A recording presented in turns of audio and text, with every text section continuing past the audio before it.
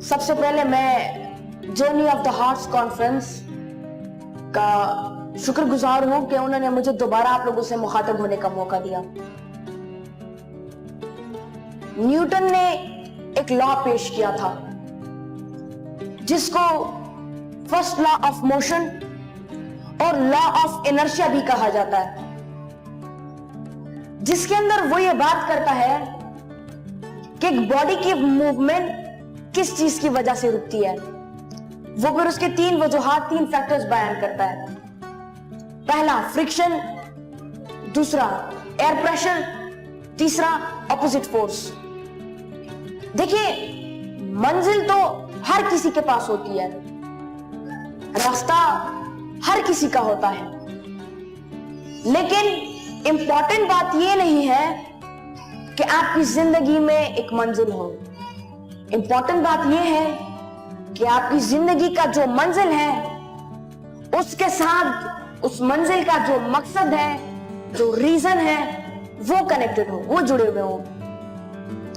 मकसद से मेरा मुराद कि आपका मंजिल है एक डॉक्टर बनना। डॉक्टर बन के आप पैसे भी कमा सकते हो, डॉक्टर बन के आप शोहरत भी पा सकते हो, और डॉक्टर बन के आप लोगों की खिदमत भी कर सकते हो। इट डिपेंड्स ऑन यू कि आप कौन सा मकसद चूज करते हैं अपने लिए।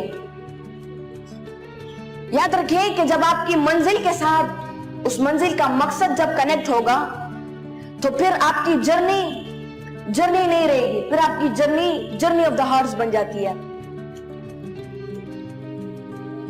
न्यूटन का जो लॉ था वो सिर्फ नॉन लिविंग थिंग्स के लिए नहीं था, ह्यूमंस के लिए भी है। क्योंकि इंसान जब अपनी जर्नी की शुरुआत करता है तो वो कौन सी वजूहात होती हैं कि वो फिर हार मान जाता है, वो फिर आगे नहीं बढ़ पाता और अपनी मंजिल तक पहुंच नहीं पाता। पहला फ्रिक्शन, मुश्किल रास्ता। आपकी जर्नी का जो रास्ता है वो मुश्किल होता है, जिसके अंदर आपको बहुत ज्यादा रुकावटें आती हैं, बीमार भी हो जाते हो, वसाइल भी खत्म हो जाते हैं, रिसोर्सेज भी खत्म हो जाते हैं। सबसे बड़ी बात, आप लोग हार मान जाते हो। दूसरी बात, एयर प्रेशर। एयर प्रेशर से मेरा मुराद डीमोटिवेशन एंड डिग्रेड जो लोग आपको करते हैं। हमारी सोसाइटी में जब एक बंदा अपने मंजिल की शुरुआत करता है तो नॉर्मली उसके दिमाग में एक बात आती है, लोग क्या सोचेंगे। मैं अपनी पर्सनल लाइफ से आपको एग्जांपल देता हूं।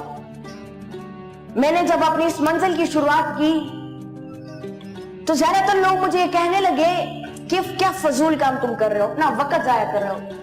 वक्त जाया ना करो, स्कूल में दाखिला लो, स्कूल की स्टडीज करो, आगे जाके अच्छे डॉक्टर, अच्छे इंजीनियर बन पाओगे। लेकिन मैंने लोगों की उन बातों के ऊपर फोकस नहीं किया।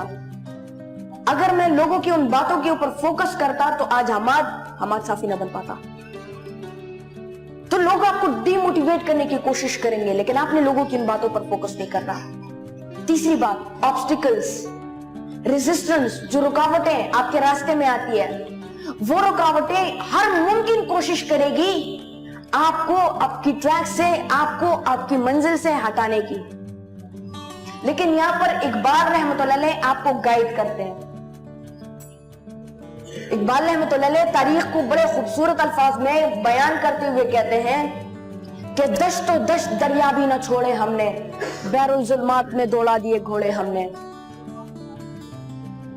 कि जब आप अपने मंजिल और जब मकसद आपको मिल जाता है और जब आप अपनी जर्नी की शुरुआत करते हो और कंटिन्यूसली आपकी मूवमेंट जारी रहती है, तो फिर दश्त हो, दरिया हो, बेरुजुल्मात हो, और चाहे पहाड़ भी फिर आपके सामने से रेजा रेजा हो जाते हैं। दूसरी बात, be equipped and pull up your socks. इसका मतलब यह हुआ that always be prepared for the journey, for the travel।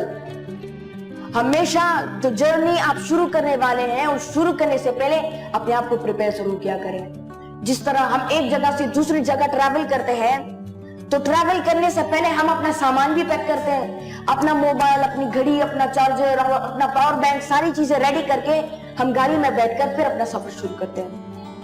तो जब आप अपनी मंजिल की जर्नी की शुरुआत करेंगे तो शुरुआत करने से पहले आप अपने आप को प्रिपेयर किया करें।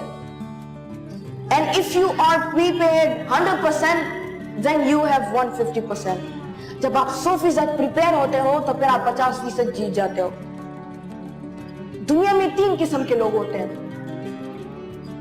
पहला वो जो कि तब्दीली के कई सालों बाद तब्दील होता है, दूसरा वो जो कि तब्दीली के साथ ही तब्दील होता है, और तीसरा वो जो कि तब्दीली से पहले तब्दील होता है, जिसको रिएक्टिव, एक्टिव और प्रोएक्टिव कहा जाता है। आप लोगों ने प्रोएक्टिव बनना है, तब्दीली से पहले तब्दील होना है। और जब आप प्रोएक्टिव बनोगे तो आपको पता चलेगा कि आने वाले चैलेंजेस, ऐसे क्या चैलेंजेस होंगे जो कि मैं आगे फेस कर सकूंगा, जिसको मैंने एक्सेप्ट करना होगा। और जब आप वो जान जाते हैं तो फिर आप कोशिश करते हैं कि आप उन चैलेंजेस को अभी से ही अपने लिए सॉल्व करो, क्योंकि अभी से आप उन चैलेंजेस को सॉल्व करोगे तो आगे जो है आपको प्रॉब्लम नहीं आएगी। और याद रखिए, जब आप अपने आप को प्रिपेयर करोगे आपकी जर्नी से पहले, तो आप ऑटोमेटिकली स्मार्ट वर्क में चले जाओगे। स्मार्ट वर्क से मुराद आपका काम आसान हो जाएगा, आपकी जर्नी आसान हो जाएगी, आपकी मंजिल आसान हो जाएगी। और अगर आप अपने आप को प्रिपेयर नहीं करते तो आप फिर ऑटोमेटिकली हार्ड वर्क में चले जाते हैं। फिर आपको रास्ते में बहुत ज्यादा रुकावटें आती है, बहुत ज्यादा मुश्किलात आती है, जिसके बाद आप लोग हार मान जाते हो। जब आपको मंजिल भी मिल गई, मंजिल का मकसद भी मिल गया, तैयार भी हो गई, प्रिपेयर भी हो गए, अगली बात कंपैरिजन की आती है। Keep in mind that don't compare yourself with anyone else. अपने आप को कभी किसी के साथ कंपेयर ना करो, क्योंकि जब आप अपने आप को सामने वाले बंदे के साथ कंपेयर करोगे, यार ये मुझसे बहुत अच्छा है, ये आगे निकल गया, क्यों आगे निकल गया, इस चीज की वजह से आप फिर इंफीरियरिटी कॉम्प्लेक्स में आते हो, एहसास कमतरी में आप आते हो, जिसकी वजह से आप आगे नहीं बढ़ पाते, आप एक ही जगह पर रुक जाते हैं। Keep in mind that you are best when you are yourself. आप बेहतरीन तब होते हो जब आप अपने आप होते हो।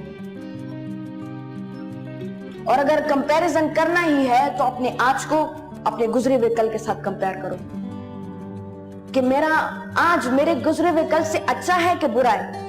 अच्छा है तो वेरी गुड, अपने आप को और भी इंप्रूव करने की कोशिश करो। अच्छा नहीं है तो कोशिश करें कि अपने आज को अपने कल से, अपने गुजरे हुए कल से इंप्रूव करें।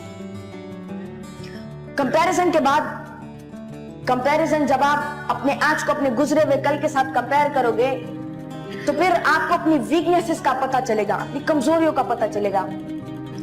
कमजोरियों से मुझे एक सवाल आया, that can anybody tell me here that what is the difference between an intelligent person and a wise person? Intelligent person और वाइस पर्सन के दरम्यान में क्या फर्क है, कोई बता सकता है?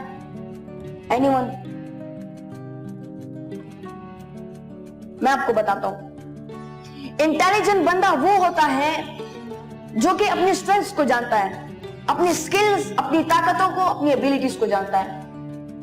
और वाइज पर्सन वो होता है जो कि अपनी स्ट्रेंथ्स के साथ साथ अपनी वीकनेसेस को भी जानता है। और वाइज बंदा ये कोशिश करता है कि अपनी जो कमजोरियां हैं उसको अपनी स्ट्रेंथ में बदले, ताकि उसकी जो एबिलिटीज हैं और उसकी जो स्किल्स हैं उसमें इजाफा हो। आखिर में कहना चाहूंगा दैट बी स्पिरिचुअल।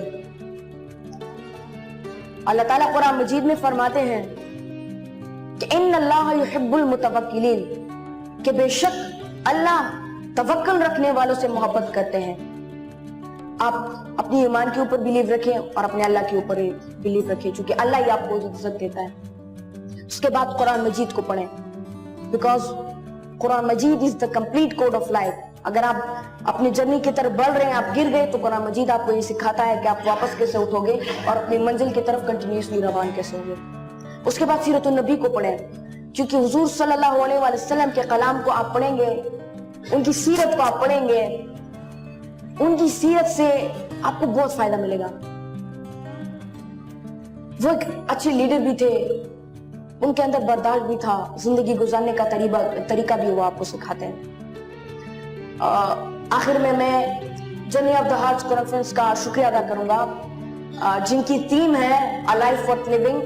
ये बहुत अच्छा काम कर रहे हैं और मैं उम्मीद रखता हूं कि ये लोग आगे जाकर उम्मत मुस्लिमा को मुत्तहिद करेंगे और पाकिस्तान को आप अपनी तारीख के साथ जोड़ेंगे। मैं अपनी स्पीच को एक शेर के साथ खत्म करना चाहूंगा कि अगर आप ये जितनी भी बातें मैंने कही, आप कामयाब होना चाहते हो, आप कीमत वाली जिंदगी गुजारना चाहते हो, आप एक्स्ट्रॉर्डिनरी बनना चाहते हो, तो इन सब कामों के लिए सिर्फ एक शर्त है कि मोहम्मद से वफा तूने तो हम तेरे हैं, ये जहां चीज है क्या लोहे कलम तेरे हैं। वमा अलैना इल्लल बलागुल मुबीन। अस्सलामु अलैकुम वरहमतुल्लाह।